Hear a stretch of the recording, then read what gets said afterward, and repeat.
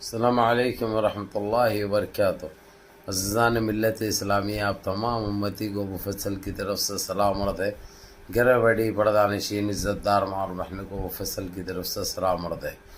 بہرحال کیف اللہ سے امید ہے آپ لوگ خیریت سے ہوں گے، اللہ کی حفاظت میں ہوں گے۔ ان مرونوں کی مرامت سے، ان فرقہ پرستوں کی فرقہ پرستی سے، ان درندوں کی درندگی سے، ان معاملین شروں کی معاملین سے، ان بلدکاریوں کی بلدکاری سے، ان دہشت گردوں کی دہشت گردی سے محفوظ ہوں گے۔ اللہ آپ لوگوں کو اپنے حفظ امان میں رکھے، اللہ اپنی حفاظت میں رکھے، اللہ ہر آواز سے، ہر شر سے محفوظ رکھے۔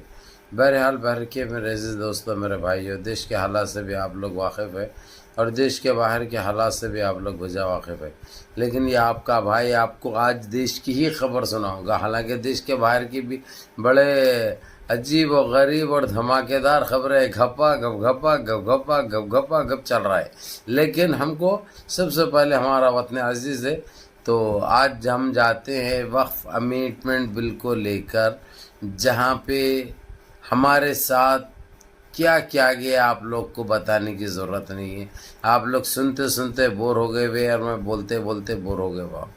یعنی ہمارے ساتھ جو اذیتیں، جو تکلیفیں، جو رنجشیں ہم کو برداشت کرنا پڑا، یہ کس کی وجہ سے یہ آپ لوگ اچھی طرح جانتے ہیں۔ لیکن جو ہمارے پاس لاسٹ ٹائم پہ وقف امینڈمنٹ بل کو جس طریقے سے اس میں ہتھیانے کی کوشش کرے، غیر ضروری طور پر جو ہے سو ہمارے وقف پراپرٹیز پہ قبضہ کرنے کے لیے ان کی نجیز اور ناجائز کوشش جو کہ ناکام ہو چکی ہے میرے نظریے میں۔ اب کوئی بولتا اگرچہ تو نہیں ابھی چل رہا ہے نا، نہیں ابھی ایسا ہے نا، سپریم کورٹ تو پوری طریقے سے اپنی فیور میں بات کہہ دی ہے، لیکن اگرچہ خدا را سپریم کورٹ ہمارا ساتھ بھی نہیں دیتی تو ہم یہ چیز کو، ان کے اس بل کو ہرگز نہیں مانتے، ان کو مجبوراً پچھواڑ میں ڈال لینا پڑتا، کیونکہ ہم جب گزرتے ہیں، جب جاتے اللہ کو پیارے ہوتے ہیں، ہم دنیا چھوڑ کے رخصت ہوتے ہیں تو ہم کو دفن کیا جاتا ہے۔ لیکن ان کی کوشش کیا تھی، جیسا کہ ہم دفن بھی ہوتے ہیں تو ہمارے دیش، ہمارے وطن عزیز کی 2 گز زمین لے کے جاتے ہیں، لیکن ان کا کیا ہے آپ لوگوں کو اچھی طرح پتہ ہے۔ تو یہ چیز کو نکالنے کے لیے، اور جس طریقے سے ہمارے مساجد میں نمازیں پڑھی جاتی ہیں، عبادتیں کی جاتی ہے، اس مساجد کے اوپر بھی ان کی سوچ اور گندی ذہنیت کام کر رہی تھی، جو قبضہ کرنے کی، ہتھیانے کی کوشش کر رہے تھے، چاہے قبرستانی ہو، چاہے مساجد ہو، چاہے درگاہیں ہو، چاہے عیدگاہیں ہو، چاہے مدارس ہو، ان ساری چیزوں کے اوپر ان کی ایک نئی سوچ چل رہی تھی، جو کہ آج سپریم کورٹ نے صاف الفاظوں سے ان سارے 5 کے 5 چیزوں پر ہماری بہت بڑی جیت کو محفوظ تو اب نہیں کہوں گا میں، بلکہ سپریم کورٹ تو بتا بھی چکی ہے۔ اب ججمنٹ دینا نہیں دینا اس کی مرضی کی بات ہے، اس کے اپنے اختیارات ہے، لیکن جو حق ہے وہ تو حق ہے میرے عزیز دوستوں، میرے بھائیوں۔ اب رہی بات جس طریقے سے ہمارے ساتھ اتیاچار ہوا، دھوکہ ہوا، زیادتی ہوئی، زبردستی ہوئی، اور ہم کو کس نظر سے دیکھا گیا، اب یہ ساری چیزیں ان کے پچھواڑ میں جا چکے ہیں۔ یہ ایک ہماری بہت بڑی جیت ہے، اور جس طریقے سے ہم نے ایکتا اور یکجہتی دکھائی، جو مل جل کر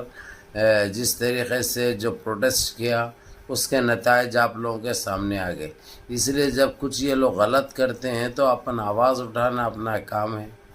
پر امن احتجاج کرنا اپنا جمہوری حق ہے، لیکن ہماری بعض عوام ایسا ہے گھر بیٹھے سب ہو جانا بولے تو نہیں ہوتا، اگرچہ کھانا بھی کھانا ہے اپنے کو تو گھر میں رکھنے کے باوجود بھی، رہنے کے باوجود بھی اس کو بنانا پڑتا، جو کھا رہے وہ چیز بنا کے کھانا پڑتا،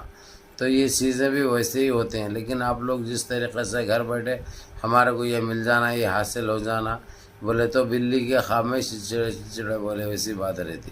تو خیر میں اتنے لمبے اس پہ نہیں آتا ہوں، آپ لوگوں کو یہ بتا دوں آج سپریم کورٹ میں ابھی بھی بحث جاری ہے، بحث چل رہی ہے، اور ہم کو دیکھتے ہی دیکھتے ایک بہت بڑی کامیابی یہ ملی ہے، کیونکہ اسٹارٹنگ یہ جج صاحب نے اس چیز کو پڑھ کر سنا دیا، اور یہ بھی بتا دیا کہ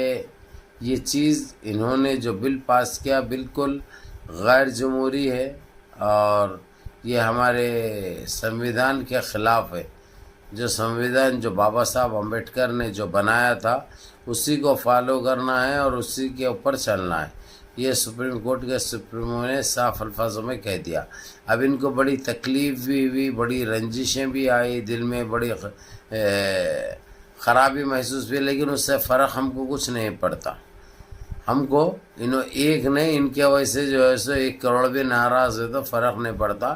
یہ بہت بڑی جیت ہے ہماری. اور رہی بات سپریم کورٹ کو کہ چیف جسٹس کو جس طریقے سے بدنام کرنے کی کوشش کر رہے ہیں,